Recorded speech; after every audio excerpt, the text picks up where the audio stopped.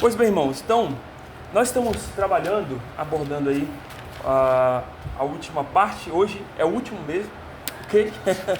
Do nosso estudo, edificando uma igreja viva para um Deus vivo.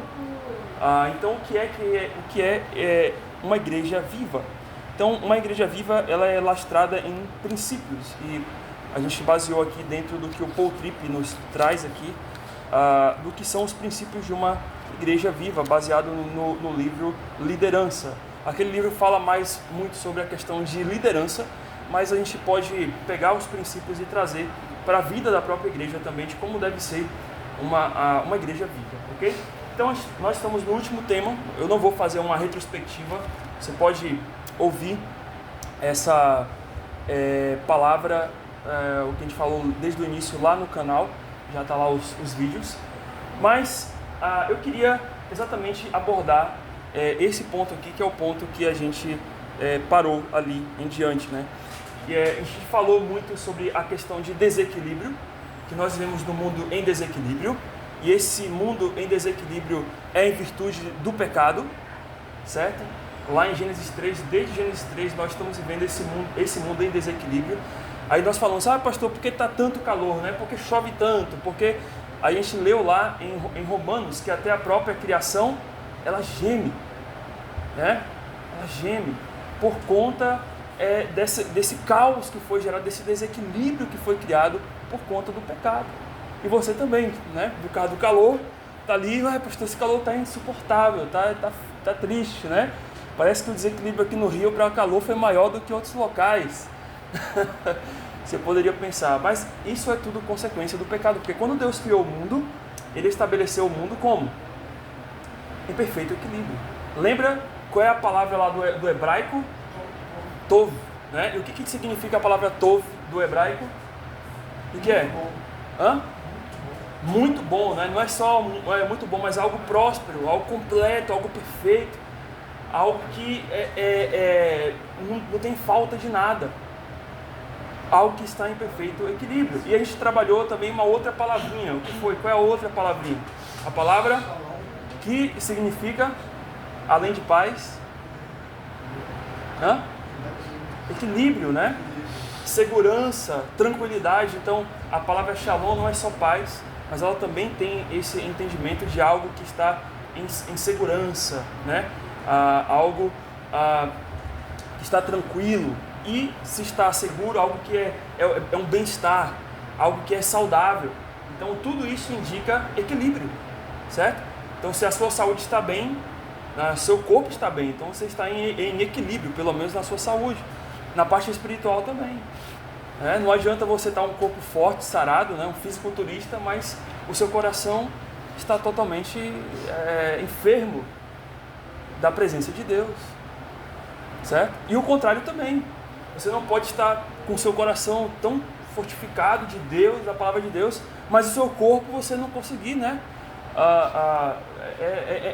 É enfermo, porque tudo dói, e você precisa cuidar das duas coisas. É exatamente isso que a gente até vai falar um pouquinho hoje também. Então, a ideia é o equilíbrio como um todo na sua vida, né? Na vida daquele que é um cristão. E esse equilíbrio, ele começa quando temos a paz de Deus em nossa vida. E a paz de Deus em nossa vida, como é?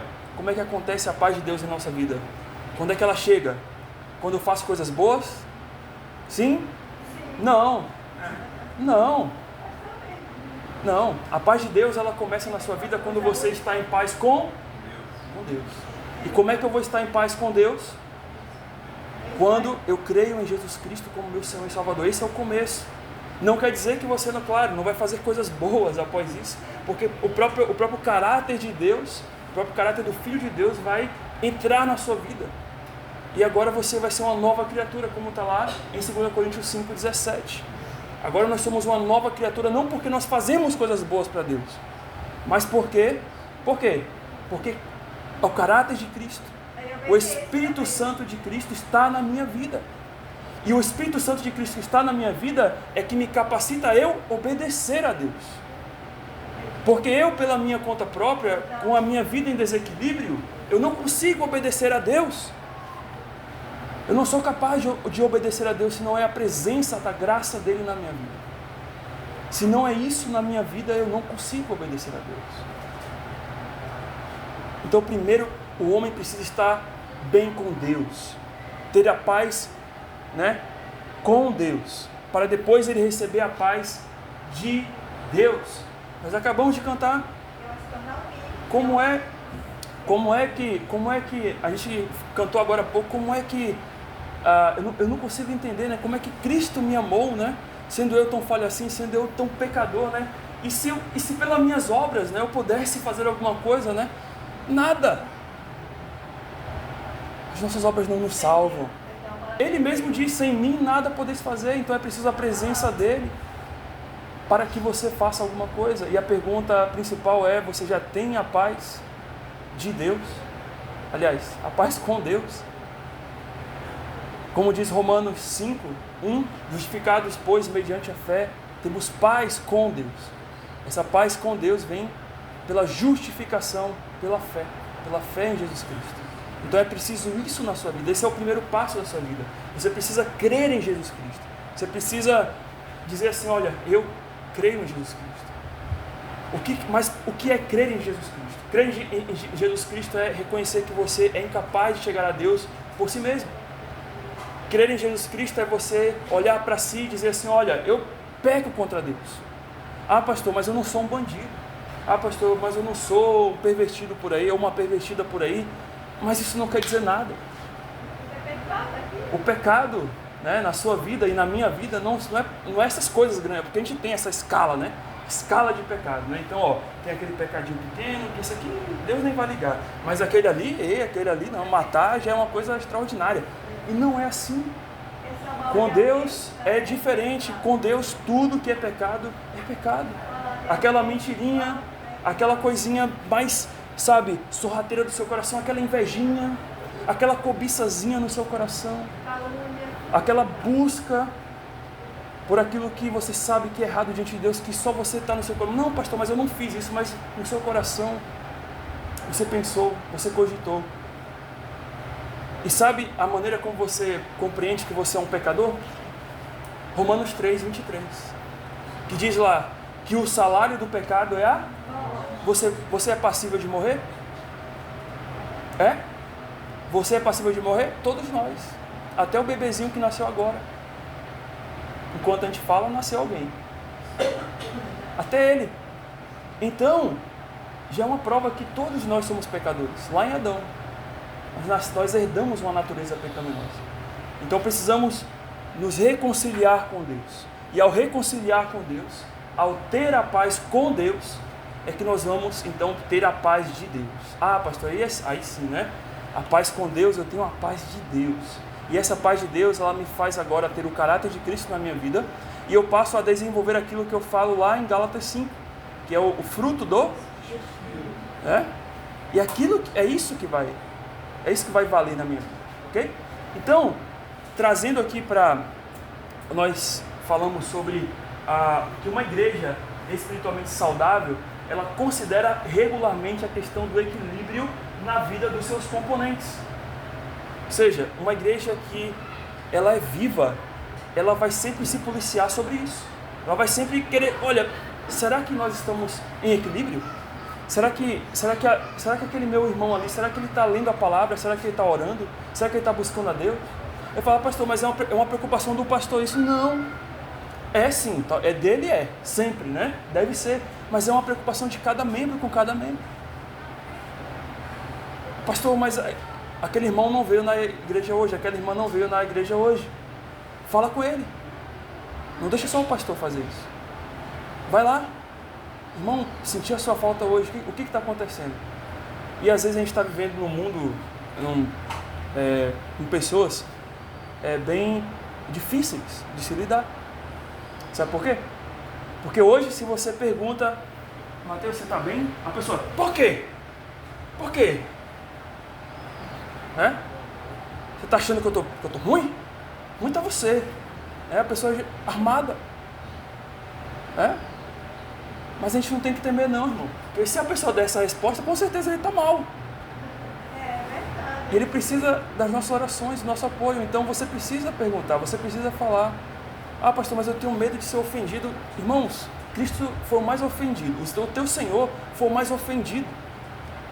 E Ele falou que você tem que caminhar nas pisadas dele. Então, o teu caminho vai ser de ofensa também. Você vai ser ofendido por querer fazer o bem, por querer fazer o certo. E você tem que caminhar como Ele caminhou. Então vai lá, pergunta, fala. Ah, pastor, mas é aquele pecado, aquela pessoa está lutando com aquilo, é difícil. Mas tem que falar, porque é só a palavra que quebra. A palavra de Deus não é isso? Né? Ela não é como um martelo, que esmiuça a penha. Não é isso? A palavra de Deus, ela tem que entrar em nosso coração e ela tem que doer. Porque quando o pecado entra, quando o pecado domina a nossa vida, ele faz isso de forma sutil, mas ele destrói tudo. Mas a palavra de Deus é o contrário. Ela entra de forma agressiva muitas vezes, mas ela traz a cura. Ela traz o alívio para o seu coração. Ela traz a mudança. Não é à toa que muitas vezes, para que Deus chame a sua atenção, Ele tem que te colocar numa condição em que você está totalmente quebrado. Né, Salvador? Né? Ele tem que te colocar numa mesa de cirurgia, do qual precisa arrancar um câncer de você. E Ele vai fazer isso porque Ele te ama. Ele vai fazer isso porque no fim das contas Ele quer que você esteja saudável espiritualmente. E aí nós vemos uma vida equilibrada, ela é uma vida que é centrada na vontade da palavra de Deus. Ou seja, se eu quero viver como Deus me pede que eu viva, então eu tenho que entender o que é a vontade de Deus. E a vontade de Deus está na palavra. E eu preciso me voltar a ela. A vontade de Deus não é algo místico. A vontade de Deus não é algo assim que vem do céu, que cai com uma estrela cadente. Ah, passou uma estrela cadente, vou fazer um pedido para Deus e vai acontecer. Não é isso a vontade de Deus. A vontade de Deus é a palavra dele. É aquilo que Ele te pede para você fazer. Mas pastor, é difícil. Mas é assim mesmo. Foi difícil para Cristo morrer na cruz, né? Quem subiria à cruz como Ele? Só Ele. Então, Paul Tripp tem essa frase aqui que para mim eu até disse, né, na outra vez, né? Se você puder gravar essa frase e colocar essa frase sempre e constantemente sobre o seu olhar, isso vai te ajudar bastante. Ele diz assim: só quando Deus tem o peso legítimo no nosso coração é que todo o restante recebe o peso adequado. Ou seja, a vida estará em equilíbrio. Então a questão é: quanto de peso na sua vida é para Deus? Quanto Deus pesa na sua vida? Ou, em outras palavras, quanto Deus é relevante na sua vida? À medida da relevância de Deus na sua vida, as demais coisas serão colocadas no seu devido peso. Mas quando Deus não leva o peso adequado na sua vida, as outras coisas vão estar em desequilíbrio. Ou você vai trabalhar demais e vai esquecer de Deus, ou você vai curtir demais e vai esquecer de Deus, ou você vai estar focado em outras coisas da sua vida, dos seus sonhos, das suas buscas aí, e Deus fica para trás. Ou pecados e vícios na sua vida vão ter mais valor e relevância do que Deus na sua vida, e outras coisas. Mas quando Deus recebe o peso real na sua vida, tudo vai receber o peso adequado. E nós falamos que a vida em equilíbrio pessoal de cada membro da igreja, de cada participante da igreja, vai influenciar a igreja. Porque se Deus não for relevante, não tiver o peso na sua vida como Ele deve ter, o que vai acontecer para Deus, né? Em termos de Deus? Você não vai conseguir servir a Deus. Porque se Deus não tem o peso, não tem a relevância na sua vida como deve ter, então também do outro lado você vai sentir vontade de servir a Deus? Você vai sentir disposto a servir a Deus? Não. Você não vai sentir.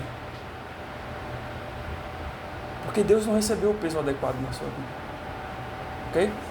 Então, isso aqui é muito importante. Mas aí, a gente falou, vamos falar de coisas boas, né? Então, como é um coração em equilíbrio? Então, o que é ter um coração em equilíbrio? Pastor, eu já entendi que eu tenho problemas. Eu sou desequilibrado, né? ou desequilibrada, né? No bom sentido, assim, não, entre aspas, né? No bom sentido, entre aspas, né? Eu sei que eu tenho problemas, eu quero colocar as coisas em ordem, eu não sou maluco, né? Não tomo remédios aí para poder me manter, né? Mas assim, eu sei que a minha vida precisa de ajustes. Então, o que eu tenho que fazer? Então, Paul Tripp ele vai nos apontar aqui como deve ser a maneira pessoal, o nosso viver pessoal de maneira equilibrada a Deus. Como deve ser esse viver em equilíbrio? Então, nós falamos na semana passada que, primeiro, um coração em equilíbrio é um coração que descansa no sábio e amoroso controle de Deus. Por isso não precisa controlar as coisas. Falamos que a nossa tendência é controlar as coisas. A gente quer controlar tudo. Eu quero controlo as pessoas, controlo o dinheiro, controlo o meu trabalho, controlo, né, a minha família, vou tendo controlar, a minha ideia é controlar todo mundo. Porque o nosso coração é assim. Lembra que qual foi a oferta que Satanás fez ao primeiro casal lá no Éden? Qual foi? E sereis como Deus. E isso está até hoje entre nós. Porque a ideia de controle das coisas, de ter o controle de tudo, é a ideia de ser Deus. Porque Deus controla tudo. Deus é o único que controla tudo. Mas nós não. Mas nós queremos. Por quê? Porque a oferta de Satanás está toda hora no nosso ouvido. Você pode, você vai controlar, você consegue. E todas as vezes em que... E aí qual o reflexo de quando você percebe que está querendo controlar as coisas?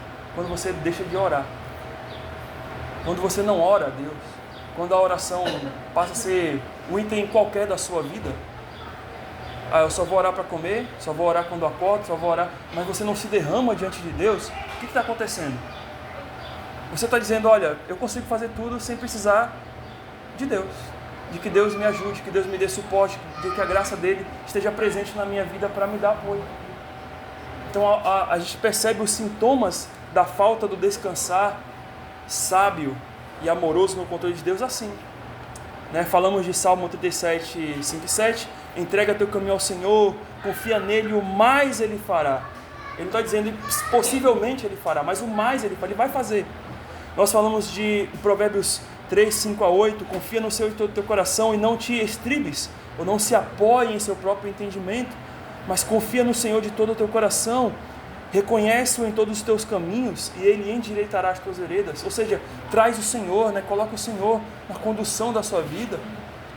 Não que ele não esteja, ele é soberano, ele está, mas claro, mas diz assim, olha, Senhor, eu quero dar passos, mas esses passos eu quero que o Senhor possa me mostrar quais passos eu tenho que dar, ok?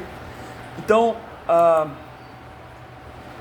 nós falamos também da segunda parte da vida em equilíbrio, é que você tem fé nas promessas do Evangelho, e por isso reduz o temor e a ansiedade do coração.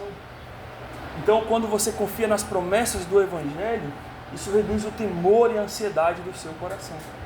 Então, pastor, o contrário, se eu estou muito ansioso e muito temeroso, é porque eu não estou, o quê? Confiando, tendo fé nas promessas do Evangelho. Nós citamos aí Filipenses 4, 6 a 9, que a gente pode ler aqui, que diz, não andeis ansiosos de coisa alguma. E aqui é uma ordem, não é uma opção, não é, olha, se possível, não ande ansioso. É uma ordem, não andeis. Ele fala em tudo, porém, seja conhecida diante de Deus as vossas petições, pela oração e pela súplica com ações de graça. E a paz de Deus, que excede todo entendimento, guardará o vosso coração. E lembra que eu falei? E como é que a paz de Deus vai guardar o meu e o seu coração? Como é que a paz de Deus vem? Através da paz com Deus. E essa paz com Deus é mediante eu crer no Evangelho. Por isso que as promessas do Evangelho precisam estar presentes na minha vida. Porque eu tenho que voltar para elas a todo instante para que eu entenda e tenha essa paz de Deus na minha vida. Eu vi uma frase muito interessante, Nem a morte, é capaz de nos tirar a paz com Deus. Sabe por quê? Porque quando nós morremos, a própria morte nos entrega aos braços de Deus. E aí a pergunta é melhor estar nos braços de Deus, Uma vida totalmente diferente do que essa ou estar nessa vida, Não que não estejamos nos braços de Deus, Mas a ideia é que até a morte é uma passagem pelo qual você vai para a vida eterna com o Senhor.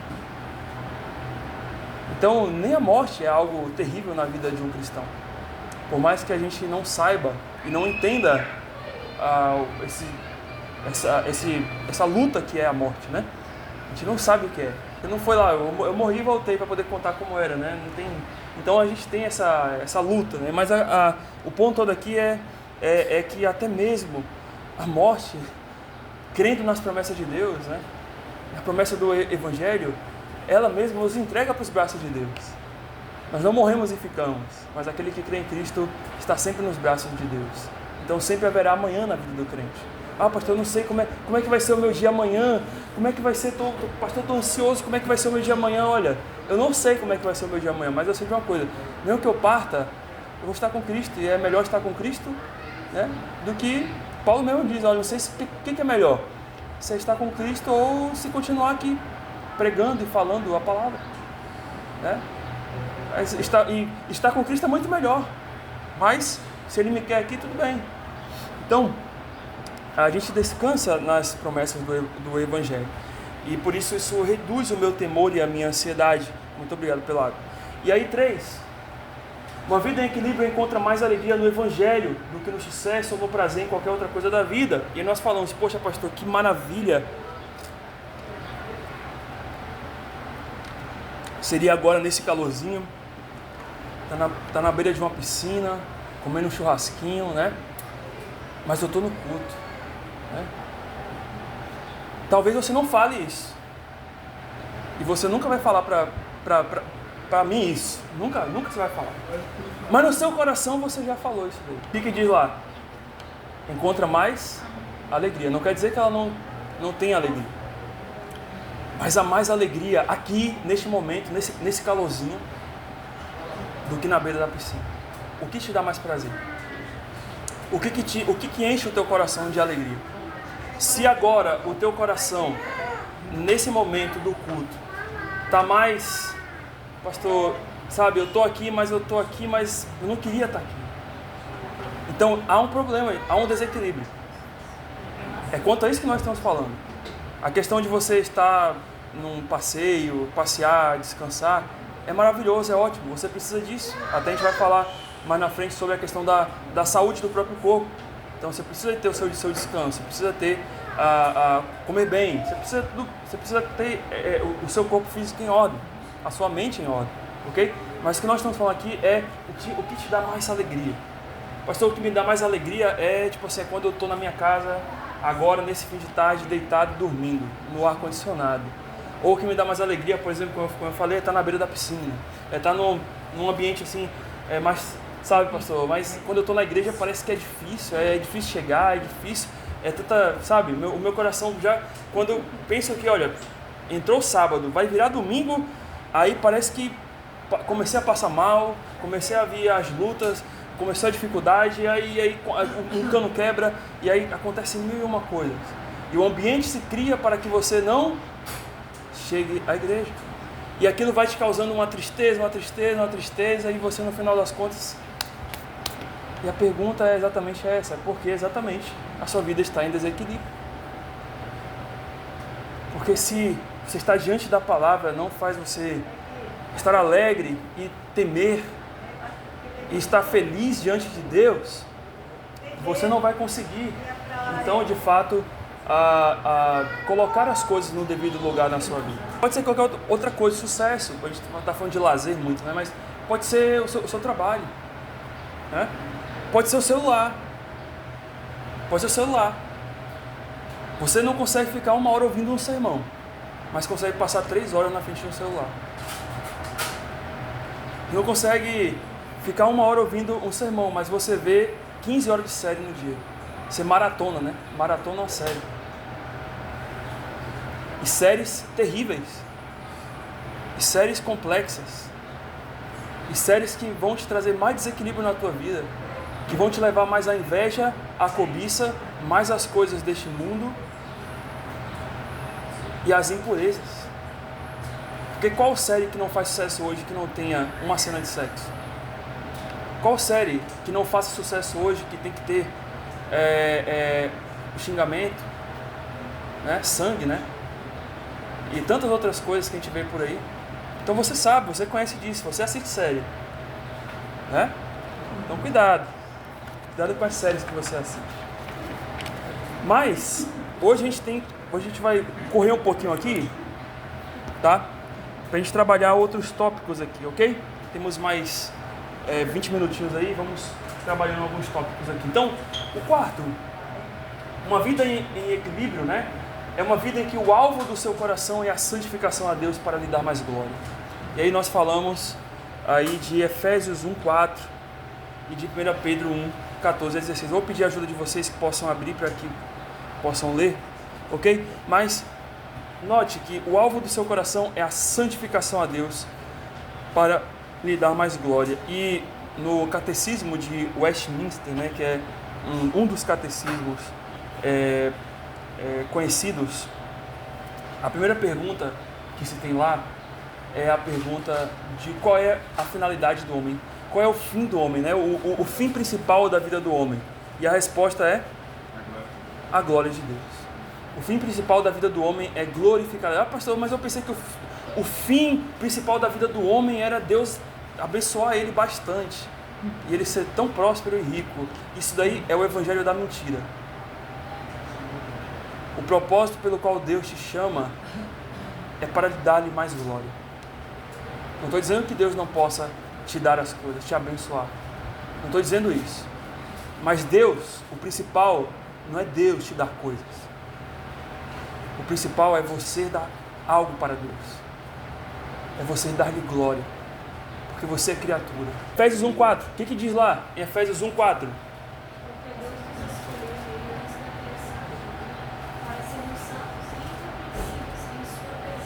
Muito bem. Então, Efésios 1:4 diz o quê? Que quem nos escolheu antes da fundação do mundo?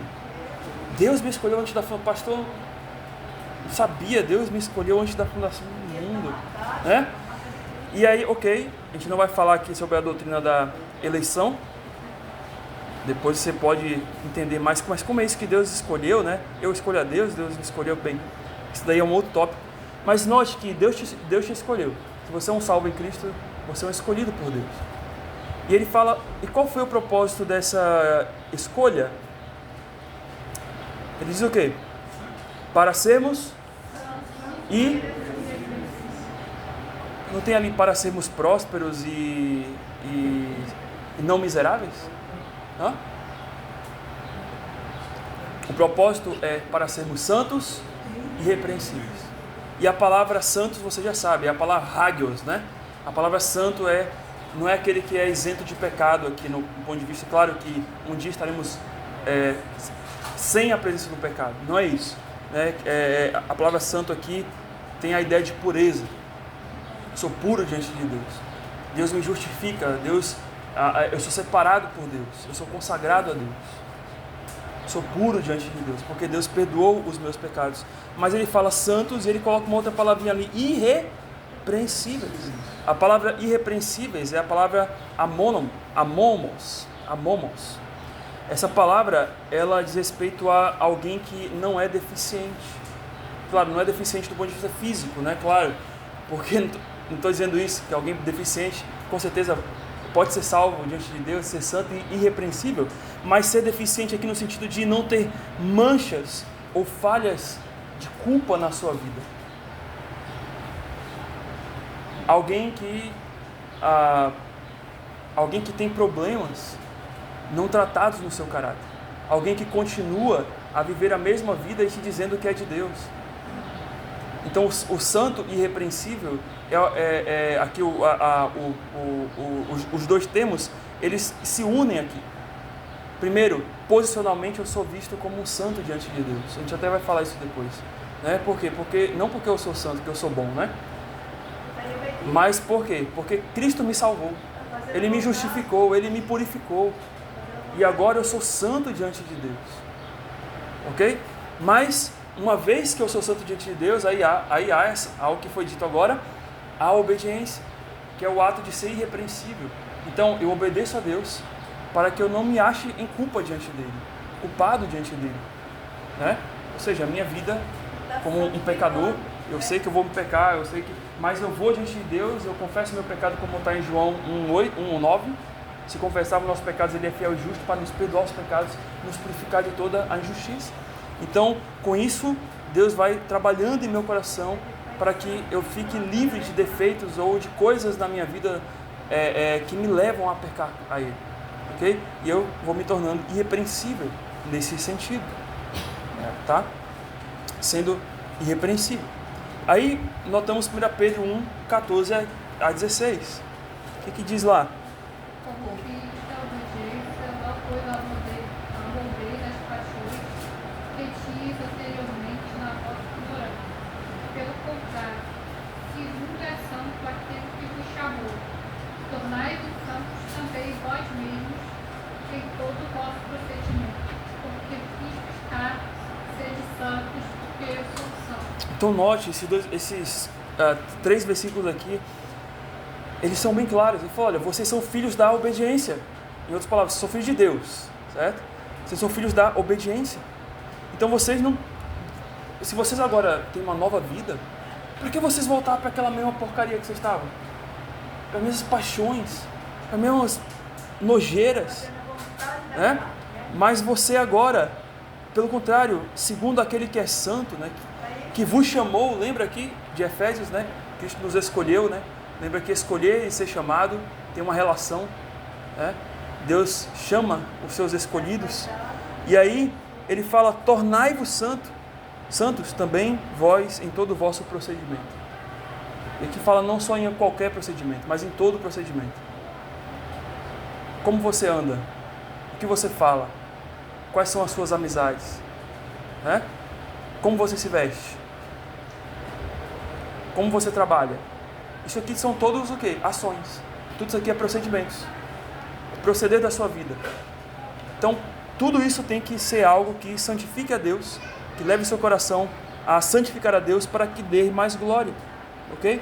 E aí até foi citado um versículo, não sei se foi hoje, mas uma outra pessoa que eu ouvi citar, aquele versículo de Mateus 5, que diz...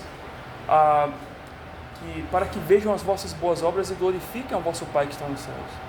O seu objetivo, como um crente, se santificar a Deus, não é que eu vou me santificar a Deus porque eu tenho que me santificar a Deus, senão Deus vai me punir, Deus vai me... eu vou perder a salvação. Não é isso. Você santifica a Deus como um exemplo para que aquelas pessoas que não conhecem a Deus vejam as vossas boas obras. E falam assim, por que aquele camarada, por que aquela moça é diferente? Por que aquele senhor, aquela senhora é diferente? Porque ele tem a Deus na sua vida. Então, poxa, tá tudo ruim, mas ele está feliz. Tá tudo complicado, mas ele está ali firme, perseverante. Tá tudo difícil, mas ele está em equilíbrio. Porque ele conhece a Deus. Por isso que você testemunha desse Deus. Ok? Por isso que você se torna santo como ele é santo. Até porque o seu Pai é santo, né? E se o Deus dos céus é santo, então você precisa ser santo. Agora, se em seu coração ainda reside maldade, lutas ali, trabalhe isso na sua vida. Porque não é a finalidade pelo qual você foi criado. Manter essas coisas no seu coração. Isso não vai dar glória a Deus. E 5. Um coração em equilíbrio, ele tem domínio sobre sentimentos pecaminosos e imediatistas que rondam o seu coração. Aí vamos para Provérbios 25, 28 e 1 Coríntios 10, 13. O que diz lá em Provérbios 25, 28?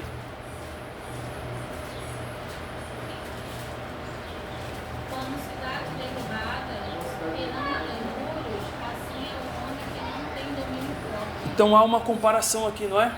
Como cidade derribada em que não há muros, assim é o homem que não tem domínio próprio.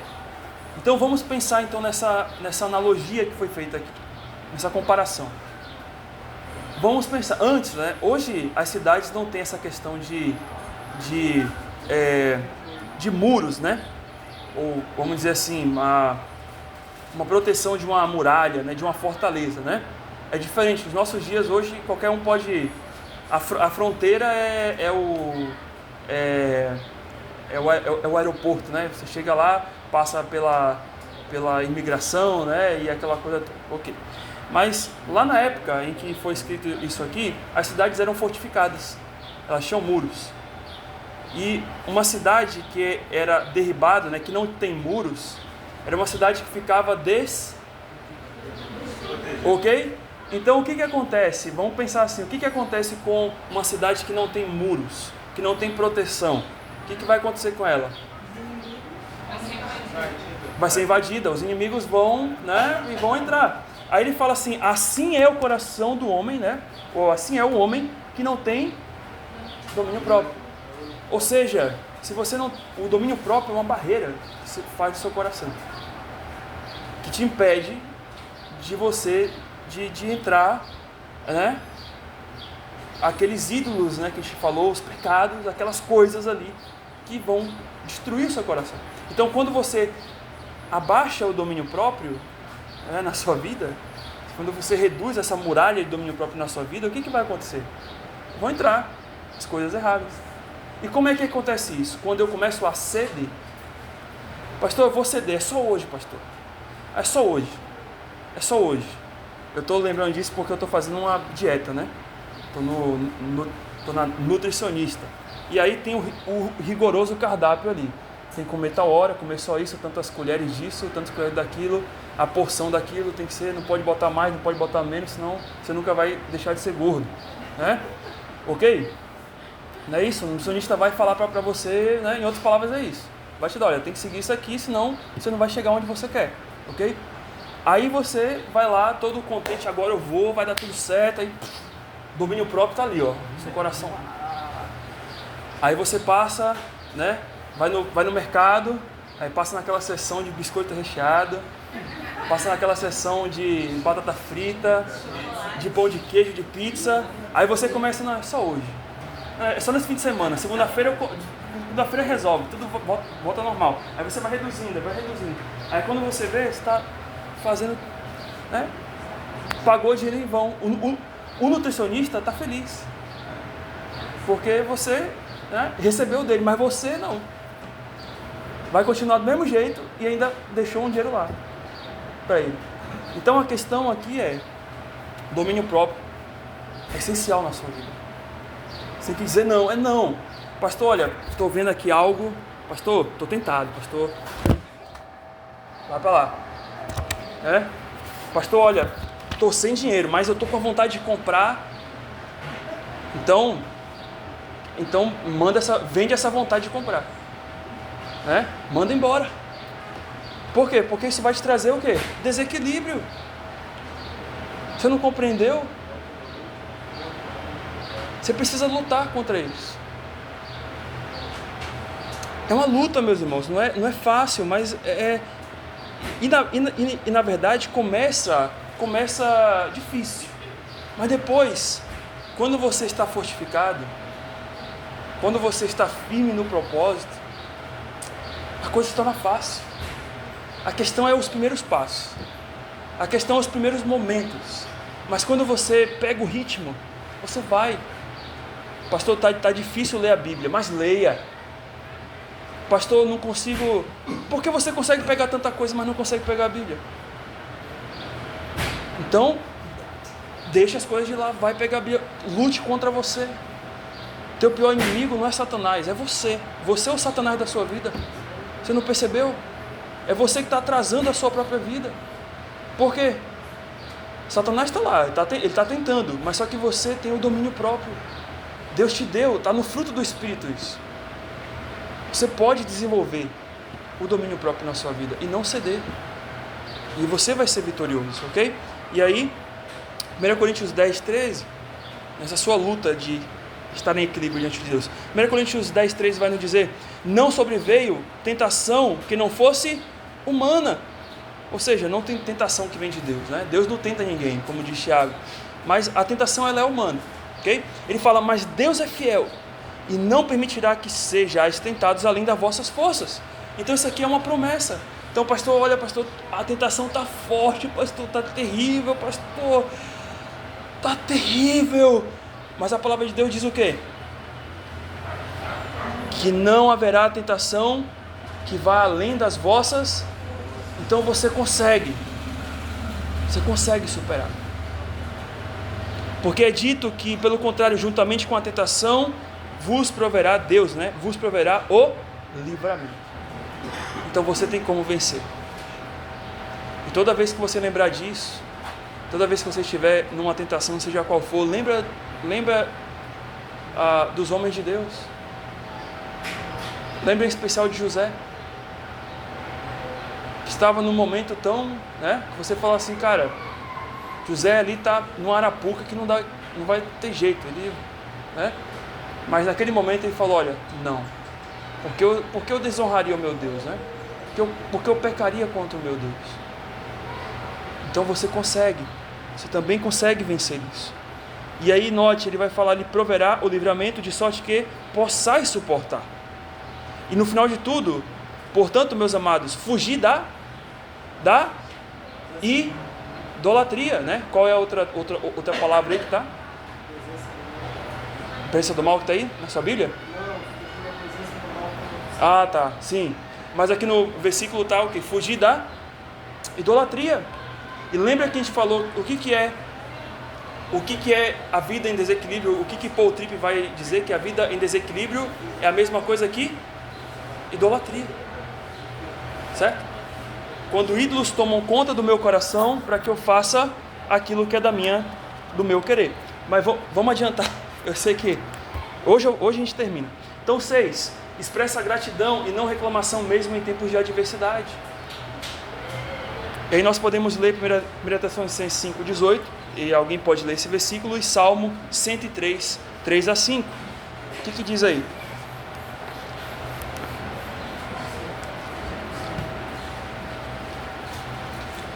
Então, o coração em equilíbrio, ele expressa gratidão e não reclamação, mesmo em tempos de adversidade. 1 Tessalonicenses 5:18.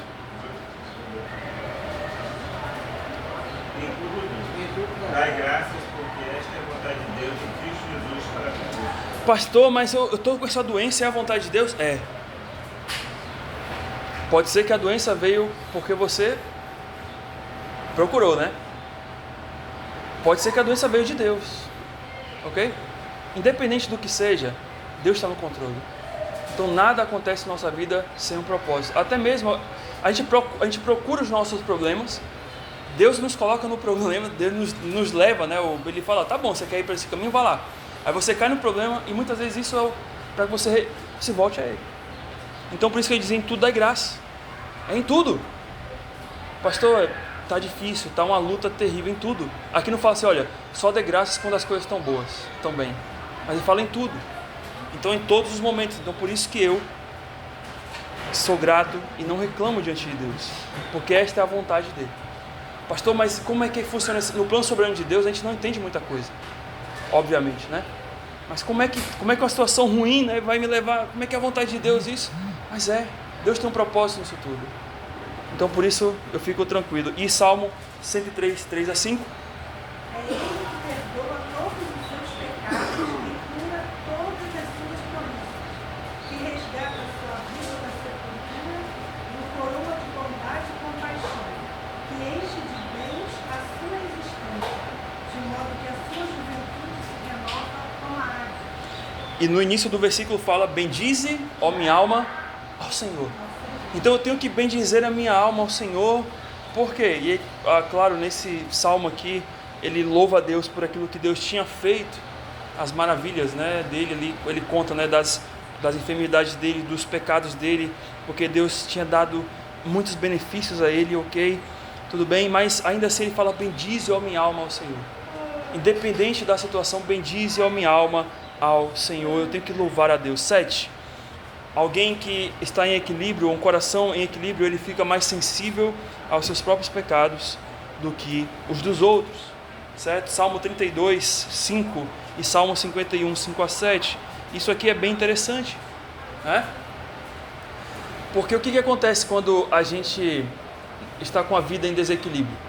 Muitas vezes a gente não olha para a gente não se enxerga para ver que, olha, eu tenho um problema. Eu tenho que resolver isso. mas a gente começa a ser muito mais sensível com o problema do outro. Mas não pro lado positivo, né? O lado negativo. De, olha, ele tem problema, eu não tenho problema nenhum, né?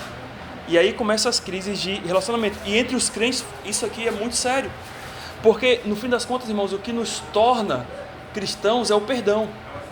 O que nos torna crentes é o perdão de Deus. Você só pode ser um cristão porque você foi perdoado por Deus. Em Cristo Jesus. E a questão toda é essa, se não perdoamos, não estamos fazendo com o outro o que Cristo fez por nós. Percebeu? Entende isso? Ah, mas eu não perdoo a Deus. Eu não perdoo aquela pessoa. Mas aí você quer o perdão de Deus, né? Mas aí você quer que Deus te perdoe quando você peca. Mas aí você vai para o Senhor, me perdoe, Senhor. Mas aí, quando o outro vem para você e fala assim, me perdoa, você não consegue o perdão. Como é que funciona isso? Não tem como, né? Então, o perdão, ele é a essência do que te faz cristão. Você só pode ser chamado cristão por causa do perdão de Deus. Se não fosse isso, esquece. Por isso que eu tenho que ser sensível aos meus pecados e não aos pecados do outro. E sendo sensível aos meus pecados, mais do que o do outro, né, claro, isso vai me levar à condição de eu sempre me ver como miserável e precisando de Deus, do perdão de Deus. E aprendendo isso, eu também vou conseguir perdoar. Ok? Então, o que diz lá em Salmo 32:5? Confessei-te. Meu pecado e a minha iniquidade não mais ocultei. Disse: confessai ao Senhor as minhas transgressões, que não perdoaste a iniquidade do meu pecado. E 51:5-7? Eu nasci na iniquidade, e em pecado me concebeu a minha mãe. Eis que te comprazes na verdade no íntimo, e no recôndito me fazes conhecer a sabedoria. Purifica-me com esopo, e ficarei limpo. Lava-me, e ficarei mais alvo que a neve. E quando Davi escreve essas duas confissões aqui, do Salmo 32 e do Salmo 51, ele confessa a Deus, né, por pecados que ele havia cometido, né? E note que nesses dois versículos há essa questão de nada ocultar a Deus. Então, alguém que tem um coração em equilíbrio não esconde em seu coração qualquer coisa, mas expõe, trata. E muitas vezes não é só, não, eu estou expondo a Deus aqui, estou resolvendo, não, mas você se expõe com a sua liderança, você se expõe com alguém que você confia que pode te ajudar, porque o seu coração é enganoso. Seu coração pode dizer, não, eu estou expondo a Deus, mas está se escondendo. Por quê? Está se escondendo, né, nessa ideia de que, olha, eu estou expondo a Deus, mas também não estou tratando, mas também não estou buscando o jeito correto de poder resolver a coisa, e no final das contas fica a mesma coisa. Você vai lá e eu peco, confesso, eu peco, confesso, eu peco, confesso, eu peco, confesso, eu peco, confesso, mas não trata a questão. O que o Senhor Jesus disse para aquela mulher? Mulher, cadê os trocadores, né? Olha, eles foram embora, né? Então, ó, também te perdoo. Vai e peca, vai e peca. Ele falou isso? Vai e continua pecando e confessa, vai e continua pecando e confessa. Ele falou isso? Ele falou vai. Então exige uma luta aí, certo? Porque aquela mulher passou a vida inteira fazendo o quê? Na prostituição. Ela tinha que vencer aquilo. Então Cristo fala, olha, agora você foi perdoado, mas agora você tem que lutar para você não voltar para isso. Então vai, mas não peques mais. Então, como tem muita gente que está assim, né? Muito crente que peca, mas fica assim escondido. Não, só eu e Deus resolvo aqui, só eu e Deus resolvo aqui, eu com Deus resolvo aqui. Aí, mas nunca sai, e só piora. Enquanto que você aqui está dizendo, olha, confessei, não ocultei, né? Eu falei, eu disse a Deus, eu clamei. Eu olhei lá para Tiago e fala, confessai os pecados uns para seres. Como você quer ser curado? Se você está querendo lutar sozinho contra o seu pecado. Não é isso o propósito de Deus. Então, o coração em equilíbrio fica mais sensível aos seus próprios pecados. 8, está chegando ao fim, calma. Se torna humilde e acessível, né? Uma coisa leva a outra, né? Se eu me torno sensível aos meus pecados, isso vai me tornar humilde e acessível em relação à necessidade das outras pessoas. Filipenses 2, 3 e 4 vai dizer: nada façais por partidarismo ou por vanglória, né? Por orgulho, né? Mas por humildade, considerando cada um dos outros superiores a si mesmo. Não tenha cada um em vista o que é propriamente seu, senão também o que é do outro. E aqui não fala de uma vida que vai, né, de uma pessoa que vai ficar sendo o mexeriqueiro da vida do outro, né? Não é esse entendimento que o versículo quer nos trazer aqui, né? Quando fala de que você vai não só olhar para a sua vida, mas você vai olhar para a vida do outro, né? Não é nesse sentido de ser um mexeriqueiro, mas é no sentido de que você vai olhar para as necessidades do outro. Você vai olhar para a precisão do outro, ok? E você vai lá e você vai se compadecer e ajudar. Isso vale também para a própria igreja. Uma vida em desequilíbrio não vai fazer com que você veja as necessidades da igreja. Por quê? Porque você não vai ser humilde e capaz de enxergar o que a igreja de Deus precisa, porque na sua vanglória, no seu orgulho, você só vai estar olhando para você. Aí você não vai conseguir ver as coisas que a igreja precisa. Você não vai conseguir ver as coisas que o seu irmão precisa, porque você está olhando para você. E a igreja vira só mais um momento. Como a igreja é igualzinho como eu vou no shopping, a igreja é igualzinho como eu vou na feira, a igreja é igualzinho como eu vou trabalhar. É mais uma atividade na minha semana, enquanto nisso não, porque shopping vai passar, né? Trabalho vai passar, diversão vai passar, mas o que vai permanecer na eternidade, lá no céu? Um bando de gente lá na glória, de todas as línguas e nações, que é chamado de a Igreja de Cristo, o povo de Deus. Então note que a igreja ela tem a supremacia acima dessas coisas, porque no fundo, meus irmãos, é a única entidade, a única instituição desse mundo que nunca vai acabar. Essa reunião que nós estamos aqui com uma dezena ou 2 dezenas, no fim de tudo, vai se tornar uma reunião com milhões de pessoas na glória. Por isso que valorize a sua igreja. Valorize o grupo. Não estou defendendo aqui valorize a igreja batista, a palavra da verdade, mas a igreja no sentido geral, o povo de Deus.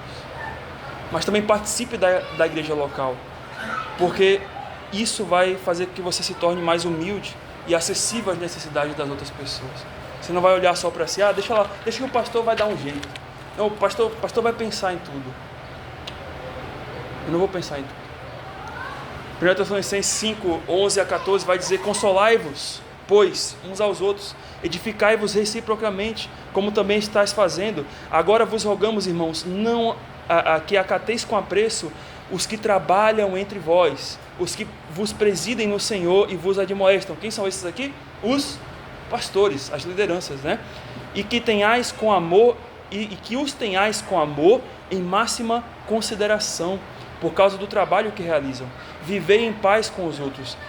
Exortamo-vos também, irmãos, que admoesteis os insubmissos, consoleis os desanimados, ampareis os fracos e sejais longânimos com todos. Isso aqui dá um estudo, né? A gente não vai ter tempo, mas depois você pode examinar isso em casa. 9. Um coração em equilíbrio, ele almeja que o Evangelho transforme o mais profundo do seu ser. Então, o Evangelho, o coração, em equilíbrio, ele vai almejar mais do Evangelho. Ele vai querer se aprofundar mais do que Cristo fez por ele, e com isso ele vai ter a sua cosmovisão, a sua visão de vida transformada por esse Evangelho, como diz lá em Romanos 12, 1 e 2, que vai dizer: rogo-vos, pois, irmãos, pelas misericórdias de Deus, se você puder recitar, que apresenteis o vosso corpo por sacrifício vivo, santo e agradável a Deus, que é o vosso culto racional, e não vos conformeis com este século, mas transformai-vos pela renovação da vossa mente, para que experimenteis qual seja a boa, perfeita e agradável vontade de Deus.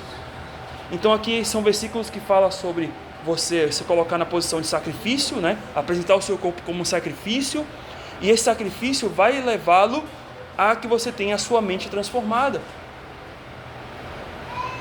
Então, quanto mais você se aproxima de Deus, quanto mais você se apresenta como um sacrifício vivo a Deus, santo e agradável a Deus, mais isso vai te aprofundar, você vai sendo aprofundado no Evangelho, e isso vai fazer com que você experimente qual seja a boa, perfeita. Essa é a verdadeira transformação, essa é a verdadeira experiência. A experiência que as pessoas querem ter com Deus é assim, né? De um lado e para o outro. Isso não é experiência. Eu conversei com alguém dentro do candomblé esses dias.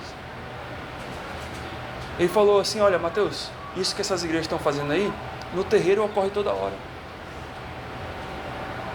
É a mesma coisa, né? É a mesma coisa. E é.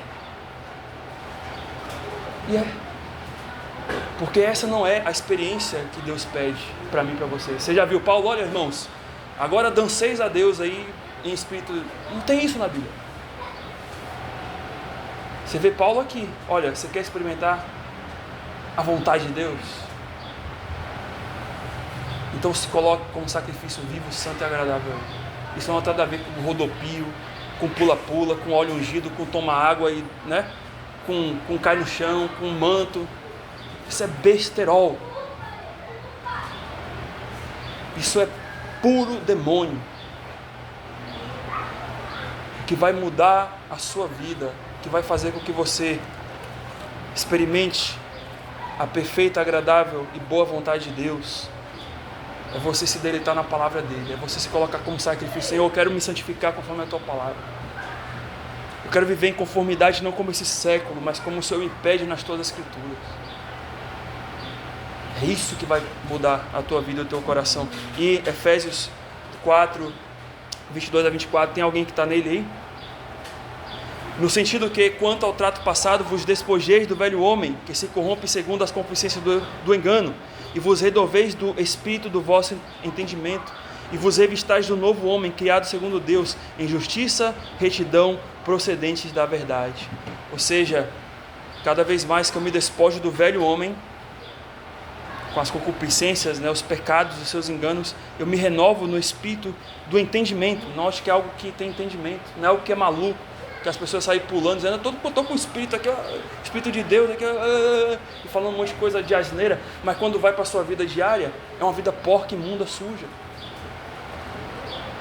Não é isso que é um espírito de renovo, não é esse o espírito que renova o entendimento, mas é aquele que é criado segundo Deus em justiça, retidão e procedente da verdade. E o que o Senhor fala em João 17:17? Santifica-os na verdade. E o que é a verdade? A tua palavra é verdade. Então essas igrejas aí que tem rodopio aí, que deixa a palavra de lado, isso não é igreja sério. Você quer o mover do Espírito? Então mova as páginas da Bíblia. Mova as páginas da Bíblia. 10. Uma vida em equilíbrio vê o seu corpo como instrumento do chamado de Deus, por isso cuida dele. E aqui vamos sair um pouco da parte espiritual, mas tem a ver também, mas vamos falar sobre a sua saúde. Você está se cuidando? O que você está comendo? Está fazendo exercício? Está descansando o suficiente? A palavra de Deus diz que você precisa disso também para você se sentir bem. Para você aguentar 2 horas de culto com o seu pastor aqui, você precisa ter saúde para isso. Porque a palavra de Deus diz, a gente vai ver lá em 1 Coríntios 6, 19 a 20 e 1 Tessalonicenses 4, 3 e 7, que que uma vida em equilíbrio um coração em equilíbrio vê o seu corpo como instrumento do chamado de Deus. Por isso cuida dele.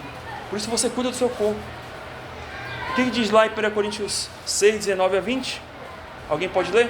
Acaso não sabeis que o vosso corpo é santuário do Espírito Santo, está em vós, o qual tendes da parte de Deus, porque não sois de vós mesmos, porque fostes comprados por preço.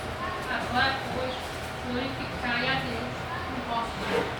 Quando Paulo fala corpo aqui, ele está falando no sentido geral, mas a gente pode trazer para o nosso entendimento aqui o cuidado sobre o nosso corpo físico também, porque note que ele diz: olha, vocês Vocês não estão enxergando, não estão analisando, avaliando que o seu corpo é templo do Espírito Santo? É santuário do Espírito Santo? Que está em vós, do qual tendes da parte de Deus, e que não sois de vós mesmos. Então o seu corpo não é seu. O meu corpo pertence a Deus. Então também, o meu corpo, eu preciso glorificar a Deus. E 1 Tessalonicenses 4, 3, 7 diz: visto que esta é a vontade de Deus, vossa santificação que vos habita no 4, 3, 7, santificação. Que cada um de vós saiba que possuir o próprio corpo em santidade e honra, que não na paixão da consciência, como gentios que não conhecem a Deus. Ninguém ofenda, nem defraude, deixe assunto a seu irmão, porque o Senhor é vingador de todas essas coisas, como antes vos dissemos e testificamos claramente, pois não nos chamou Deus para a imundícia, mas para a santificação. E aqui é o aspecto espiritual, né? A sua mente, de trabalhar também a sua mente. A vontade de Deus é que você saiba possuir o seu corpo, o seu próprio corpo, certo? O próprio corpo, em santificação e honra. Então, o que você está colocando na frente da TV para o seu corpo ver? Certo? Ou na frente do seu celular? Ou em que ambientes você anda? Ou em que conversas? O que você está escutando? Aí o pessoal fala: mas pastor, pode ouvir música do mundo? Não tem um versículo lá na Bíblia que fala sobre ouvir música do mundo e tudo mais. Pode ouvir música do mundo. Aí eu digo a vocês, irmãos, olha, realmente, não tem nenhum versículo que diga assim: olha, não escuteis músicas ímpias, né? Não escuteis funk. Não tem nenhum versículo disso, realmente, não tem. Mas a questão é, volta para o princípio, isso está te edificando? Está te edificando? Mesmo? Pastor, é só um pagodinho, pastor, aqui, sabe, para dar uma despertada aqui, ó. Eu estou muito no sono, estou dirigindo o carro, para dar uma despertada. Pois é. Vai despertar. Vai despertar o que na tua vida? As tentações. Músicas que falam de um amor que não é o amor de Deus. Você só vai ouvir nessas músicas por aí três temas das músicas que tem no mundo. A gente pode até discutir as músicas de antigamente, que eram até músicas bem, né, que tinham mais letra. Mas hoje, 3 temas fazem o maior sucesso nas músicas. Primeiro tema: sexo ou traição, né? Porque me trocou, me traiu, não sei o que, e aquela coisa toda, eu também vou te trair também, e vai, né? E linguagem de duplo sentido. Músicas de ostentação, ok? Músicas que diz que tem um carrão, tem um dinheiro e não sei o que, e é isso aí, não sei o que. E o outro tema: bebida. Vou beber, vou encher a cara, né? Tem até uma outra mãe que eu bebo, eu vou cair, vou levantar e vou beber de novo. Olha que loucura, gente. É o próprio demônio que está fazendo uma música dessa, você não está percebendo?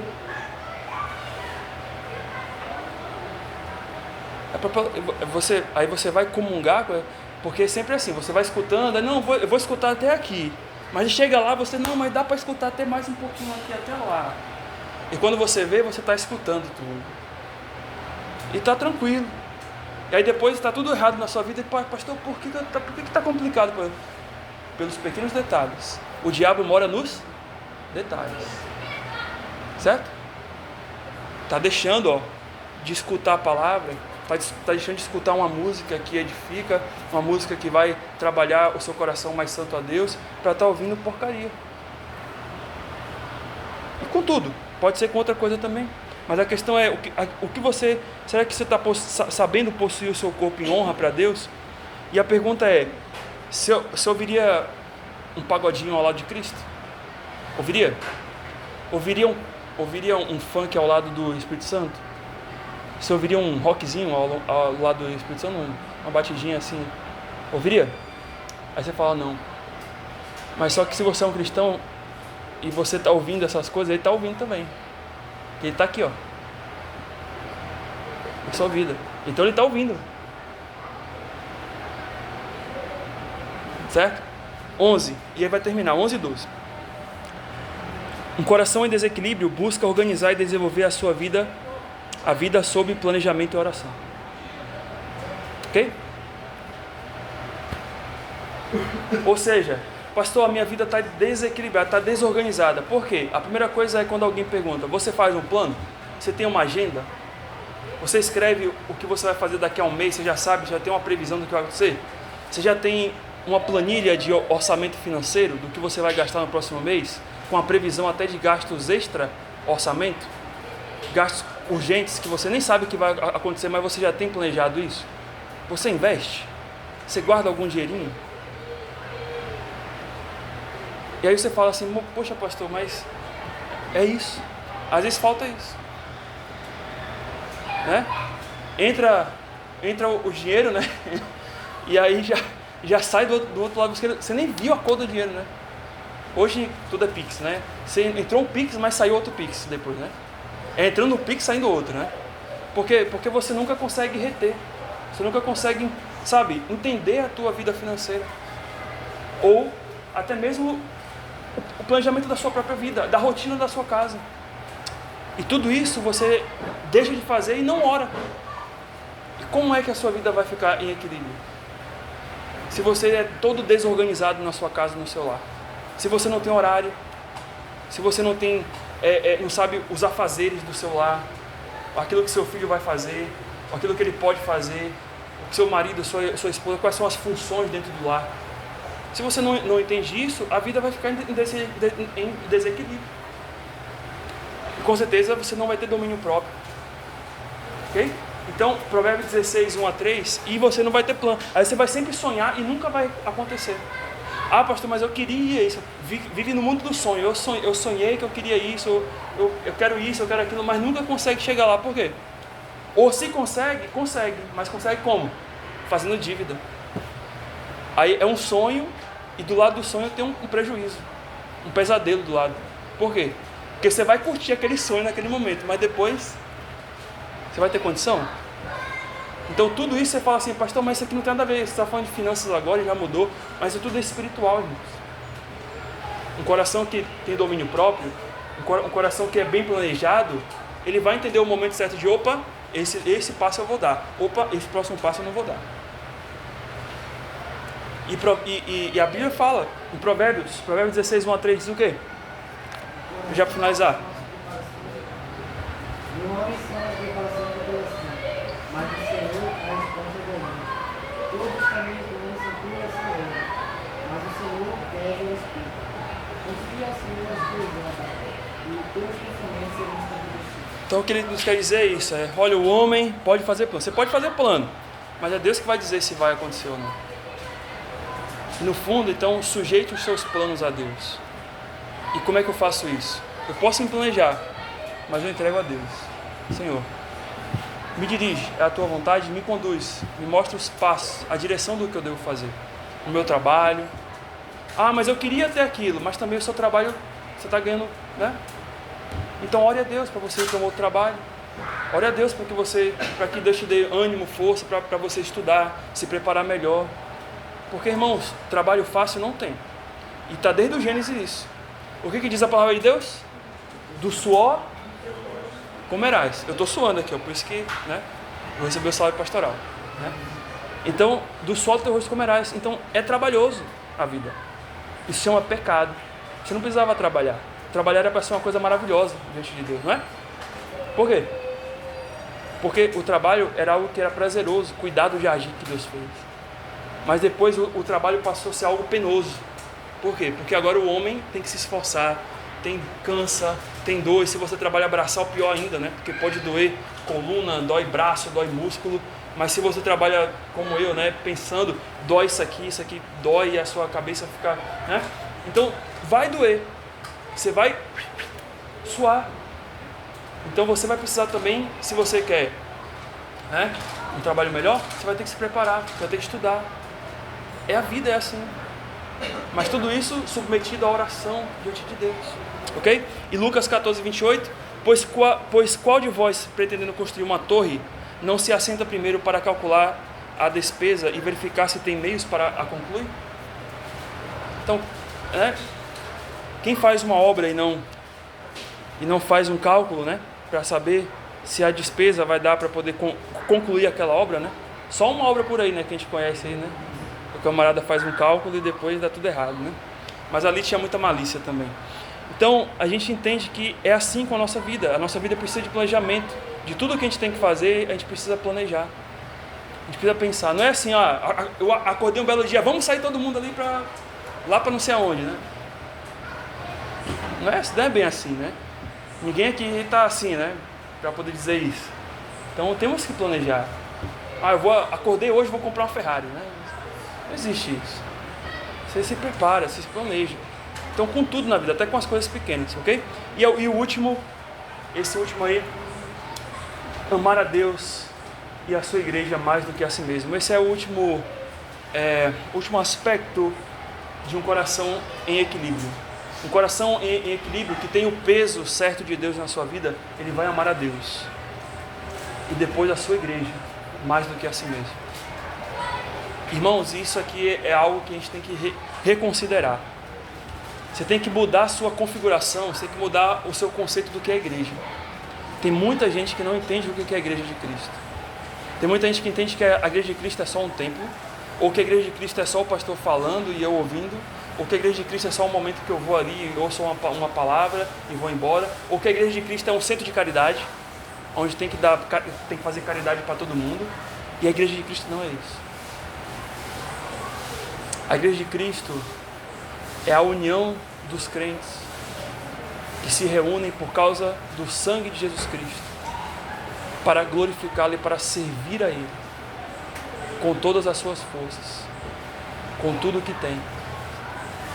Não é isso que diz? Amar a Deus sobre todas as coisas e ao próximo como a ti mesmo. Esse é o resumo dos mandamentos, né?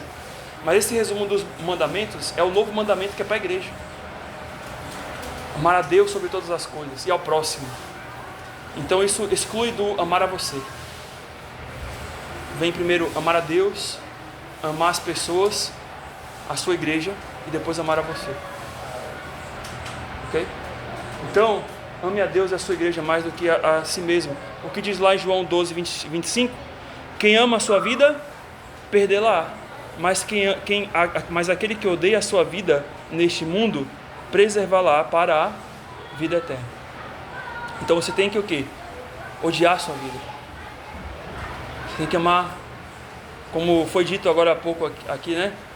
Buscar primeiro o reino de Deus e a sua justiça, e as demais coisas serão acrescentadas. E João 15, 12 a 13 diz: e o mandamento é este, que vos ameis uns aos outros, assim como eu vos. Ninguém tem maior amor do que este, de dar a alguém a própria vida em favor dos seus. E quem falou isso? E aí você fala, poxa, o mestre fez isso, o dono do universo, de tudo, ele desceu a este mundo para poder me chamar de amigo, né? Eu sou irmão dele em Cristo, em Deus, né? Por filiação, e ele me ama. E ninguém tem maior amor do que isso, do que amar os seus amigos. E por isso que aqui não é um momento só. Aqui é uma comunidade. A gente vai viver eternamente. Aqueles que creem em Jesus Cristo vão viver eternamente juntos. E um último versículo que não está aí, mas eu li nessa semana e me tocou bastante. Colossenses 1, 24. Note que essa era a vida de Paulo. A vida de Paulo era amar a Deus e também amar a igreja que Deus tinha colocado na sua frente, na sua condução. Colossenses 1, 24. Olha o que diz aí. Agora, olha como Paulo diz. E quando Paulo está escrevendo isso aqui, irmãos, se eu não me engano, Paulo aqui ele está ou está numa prisão ou está numa situação como a carta de Filipenses, em perseguição, ok? Mas olha o que ele diz aqui. Agora me regozijo nos meus sofrimentos por vós. E quem era o vós aqui? Eram os irmãos de Colossos. E os irmãos de Colossos é a igreja. Agora me regozijo nos meus sofrimentos por vós. Ele estava sofrendo por causa dos irmãos. Em algum sentido assim de pregar o evangelho, de anunciar a palavra, ok? E ele fala, e preencho o que resta das minhas aflições de Cristo na minha carne, em favor do seu que é a... Aí você fala assim, como que a igreja não é importante? O próprio Paulo falou, olha, eu estou me matando aqui, eu estou me afligindo aqui, para que eu possa preparar vocês, para que eu possa construir em vocês o Cristo, como dizia outro, para formar Cristo em vocês. Eu estou me afligindo, é muito sofrimento, mas eu faço isso por quê? Porque eu me regozijo, porque no fim de tudo eu faço em favor a Cristo, ao corpo de Cristo, que é a sua igreja. E a pergunta é para você e você: o que você tem feito pela igreja de Cristo? Pastor, eu só venho aqui só para... Pastor, eu só quero que o Senhor fale uma palavra para eu poder seguir em frente na minha vida. Pois é. Mas Cristo chama mais do que para isso. Deus chama mais do que você só assistir um culto. Ele chama para que você se mova para Ele, sirva a Ele, use os seus dons, também sofra pela igreja de Cristo. Porque no final das contas, quando você dá o devido peso a Deus e à sua igreja, você será abençoado. Não há outro trabalho mais gratificante e significante na vida de qualquer cristão do que ser um embaixador de Cristo, do que servir ao reino dele. Porque esse ganho é o ganho eterno. E a palavra dele diz isso. Não acumuleis riquezas aonde a ferrugem, né? E as traças, mas ajuntai tesouro nos céus. Então você quer juntar tesouro nos céus? Comece a servir a Deus. E quando você começar a servir a Deus, Deus vai começar a colocar a tua vida também em ordem e vai te abençoar. Então experimenta fazer o contrário. Ao invés de pedir a Deus aquilo que você quer, faça o que Deus quer e deixe que o restante Ele vai cuidar. Coloque a sua vida em ordem, coloque a sua vida em equilíbrio. Vamos orar a Deus. Senhor Deus, muito obrigado pela Tua palavra. O Senhor nos chama, Deus, para uma vida que é diferente, para uma vida que não é mais desorganizada como aquela vida que nós vivíamos lá atrás, antes de conhecer ao Senhor, mas para uma vida que te honra, para uma vida que te busca, que te serve. Senhor, nós te agradecemos por esse privilégio de sermos chamados os Teus filhos. O Senhor nos deu um céu. O Senhor não nos deu qualquer coisa. O Senhor nos deu uma vida que é eterna. O Senhor nos tirou do lago de fogo. O Senhor nos colocou numa condição diferente daquela que tínhamos antes. Então, Senhor, nós que devemos muito a Ti. Por isso que nos usa, Deus, no tempo que resta dessa nossa vida, faz-nos servir ao Senhor, servir a Tua obra, a Tua igreja. Coloca-nos a nossa vida em equilíbrio, para que também possamos colocar equilíbrio na Tua igreja, para que possamos viver uma igreja também que vive em equilíbrio, para a Tua honra e para a Tua glória, no nome de Jesus Cristo. Amém.